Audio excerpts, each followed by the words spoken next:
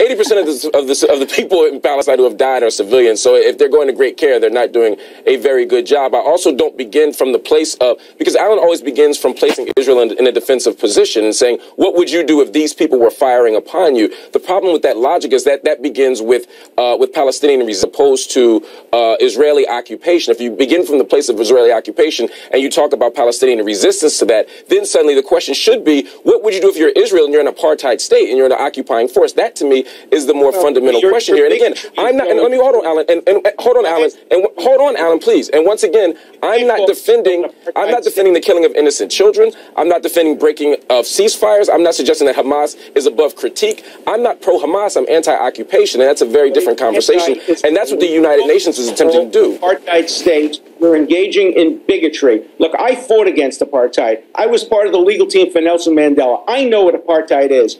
How dare you call Israel an apartheid state? Arabs and Jews worked together, lived together, served in the Knesset together. The Gaza was emptied of all occupation in 2005 and 2007. I hope I get a chance to respond. Israel left behind all of the greenhouses. Hamas turned them into terrorist rockets. Shame on you for calling Israel an apartheid state. Well, you have become part of the problem, not part of the solution, Mark. Well, your moral censure aside, I'd like to respond to that. First of all, if you look right now, there's first, second, and third class citizenship for Israelis versus Arab Israelis and Palestinian Israelis. Excuse me, Arab Israelis and Palestinians.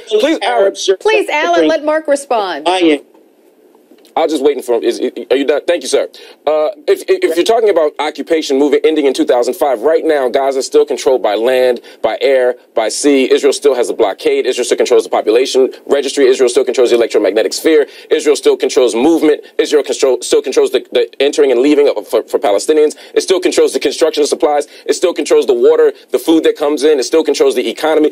Palestinians have not had one day of self-determination. If you don't call that second-class citizenship and an apartheid state, shame on you. Israeli forces launch fresh deadly attacks against Palestinians in the Gaza Strip.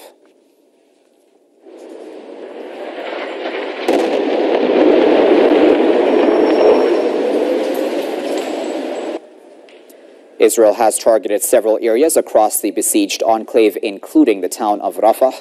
Over 50 Palestinians were killed and more than 250 were injured as Israel shelled a shopping center in Rafah. Gaza's Al-Shifa hospital is being evacuated after Israel threatened to attack the compound. The attacks came after the Israeli army officially announced that a ceasefire with Hamas is over. Israel unilaterally ended the ceasefire shortly after it took effect at 500 GMT. The Israeli Prime Minister Benjamin Netanyahu accused Palestinian resistance groups of violating the truce, but Hamas has rejected that allegation, saying Israeli attacks on Rafah provoked retaliatory fire from resistance fighters.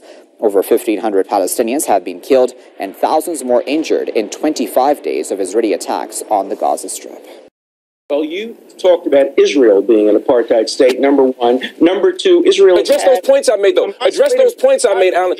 Address those points instead... Gaza, you're interrupting me. Gaza has had self-determination. They voted, and the foolish people in Gaza voted for Hamas, and look what it's gotten them. It's gotten them horrible conditions. It's gotten them turning the possibility of having a wonderful area of Gaza turned into a terrorist base. And when you use your civilians, by the way, another myth is that Gaza is very densely populated. Look at a map sometime, and you'll see there are areas of open space that Hamas could use to fire rockets. They choose to go to the dense areas of the Gaza Strip rather than to the empty areas, precisely because they want to incur civilian casualties. I call this the dead baby strategy. They know that when they put their rockets in front of civilian areas, Israel will have to respond, children will die, and they're ready to show those children on television. The media falls for it, you fall for it, and that only encourages Hamas to do it again and again and again. All right, Mark, last word, then I gotta go. Mark.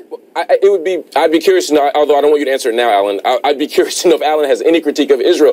Alan is tearing down the straw man that Hamas has things to critique, that Hamas has made mistakes, that Hamas is worthy of moral censure as well. I begin from the place of saying, look, I'm not pro-Hamas, so his critiques of Hamas, some of them I agree with. But again, Alan seems to refuse to acknowledge that everything that Hamas is doing, everything that the Palestinian people are fighting for, is from a posture of resistance to occupation. The fact that he denies that occupation, the fact that he ignores the United Nations censure of of the 7 that were doing this before they gave me the last word. Occupation All right, began. I'm going to have to end They gave me this, the gentlemen. last word, man. Sorry. No. Okay. To get the latest from Gaza itself, we're now joined by Akram Al-Satari, Press TV's correspondent, who is joining us live now via satellite. Akram, what is the latest? The Israeli occupation forces are intensifying their attacks in Rafah area, trying to prevent any vehicle whatsoever from moving outside of the area. The latest news from Rafah is that they targeted a house in the area and they are targeting any moving object there.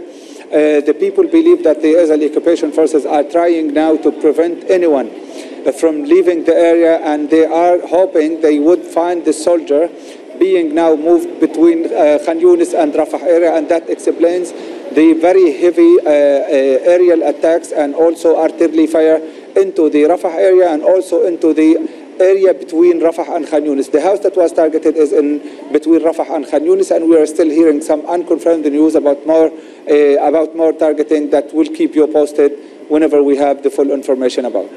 And what is the latest surrounding Al-Shifa Hospital?